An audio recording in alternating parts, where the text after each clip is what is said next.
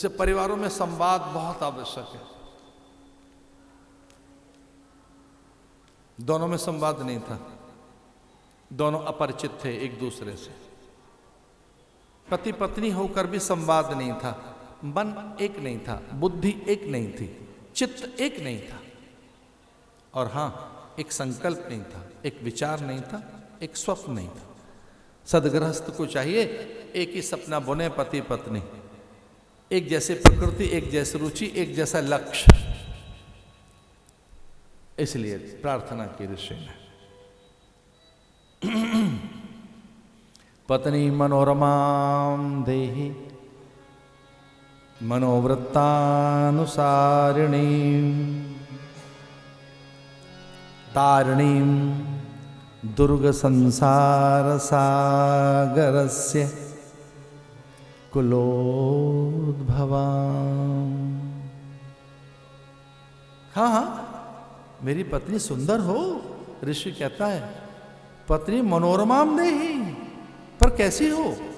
मनोवृत्तानुसारिणी, मेरा उसका एक मन हो। मैं ऐसा मन न बनाऊं जो मेरी पत्नी को अच्छा न लगे।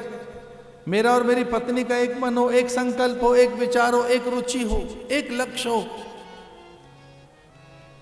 तारिणीं दुर्ग संसार सागरस्य, मैं अकेला नहीं, मुझे तार दे, मुझे नहीं मेरे कुल को भी। तो इतनी वो प्रज्ञा संपन्ना हो, ज्ञान संपन्ना, शील संपन्ना। जब संवाद ही नहीं है तो ऐसा होता है। क्योंकि संतानहीन था और दुख तो है ही, बड़ा दुख है संतान ना हो।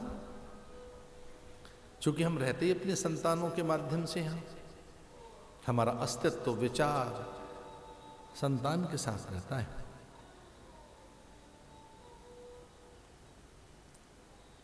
इसलिए पूछा था अपने मित्रों से कि मुझे संतान हो सके इसके लिए उपाय क्या है।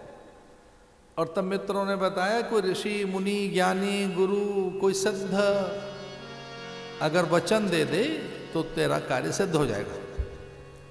त्रिकालदर्शी किसी महात्मा के पास जा जो तत्वदर्शी हैं, तत्ववेत्ता हैं। ऐसा कोई समाधि जिस जागृत जिसने कर ली हो, प्रज्ञावान पुरुष। प्रज्ञावान पुरुष की जिह्वा पर सरस्वती का वास होता है। जिनको कुंडलिनी का जागरण हो जाता है, जो ऐन्द्रिक संयम में है अथवा जिनकी समाधि जग गई है, ऐसे सत्पुरुष की जिह्वा पर सरस्वती रहती है, अथवा उनकी भी जिह्वा पर जो हरि नाम निरंतर अपनी रसना से लेते रहते हैं। जिह्वाग्रे वर्तते हरिति अक्षरद्वयम्, जिनकी जिह्वा के अग्रभाग पर हरि हरि हरि हरि हरि अथवा गुरु मंत्र चलता रहता है, जिनकी जिह्वा के अग्रभाग पर निरंतर नाम नर्तन करता रहता है, तस्मात् सर्वेषु कालेषु, जिनकी जिह्वा निरंतर हर काल में भगवान का नाम जपती रहती है, ऐसे महापुरुष की जिह्वा पर सरस्वती का चिरस्थायी वास होता है। क्योंकि सरस्वती रहती जिह्वा पर किसकी जिह्वा पर? महात्माओं की जिह्वा पर, महापुरुषों की जिह्वा पर। जो सत्पुरुष है उनकी जिह्वा पर सरस्वती का वास होता है। तो जा, तुझे संतान हो गई, किसी महापुरुष की शरण में।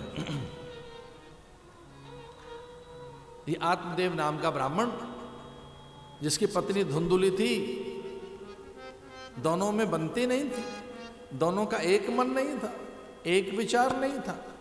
जब प्रेम नहीं होता तो वो एक प्रकार की रुग्णता है, वो एक प्रकार के द्रव्य चेतना और रस का व्यतिक्रम है, जो केमिकल इम्बैलेंसिंग है। उसका एक कारण ये भी, संबंधों में प्रेम नहीं रहा। इनफर्टिलिटी इसलिए भी बहुत हो रही है कि हम ठीक ढंग से समझ नहीं पा रहे। संतानोत्पत्तिक उद्यम है भाई, कैसा आहार, कैसा विहार, कैसी निहार, कैसा विचार, कैसा व्यवहार। आप आचार विचार जानते नहीं, लोकाचार जानते नहीं, आहार विहार निहार और विचार के प्रति आपकी उदासीनता है। ये कोई ऐसे थोड़ी है कि बच्चा हो जाएगा, और हो भी गया तो वो होना चाहिए जो आपकी प्रकृति के अनुरूप हो, अथवा जो यहां एक अपने होने के सत्य को सिद्ध करे।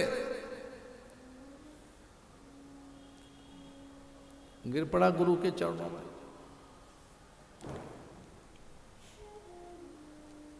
वो त्रिकालदर्शी महात्मा थे। अभी ये प्रणाम करके ढंग से उठ नहीं पाया था कि उससे पहले ही गुरु ने मन पढ़ लिया और उसे बता दिया, भैया तू संतान की कामना लेकर आया है। हाँ महाराज, तो मैं देख रहा हूं तेरा भविष्य है कि उसमें संतान से बड़ा दुख लिखा है, उपेक्षा, तिरस्कार, अपमानना, पीड़ा। महीनों नहीं सालों तेरी आंखें हमेशा गीली रहेंगी, डबडबाई रहेंगी, तू रोता रहेगा, इतना दुख देगी संतान, आंसू नहीं थमेंगे, नींद नहीं आएगी, व्याकुल रहेगा, मुंह छुपाता फिरता रहेगा, छिपकर रहेगा, अपनों से दूर चला जाएगा, अपनों में इतनी अपकीर्ति, अपप्रचार, दुष्प्रचार, कुल कीर्ति को कलंकित करने वाला तेरा पुत्र पैदा होगा। तेरा बेटा बड़ा दुखदाई होगा, असुर है, तेरे भाग्य में एक निशाचर जैसा बेटा लिखा है। अब बोल क्या करना।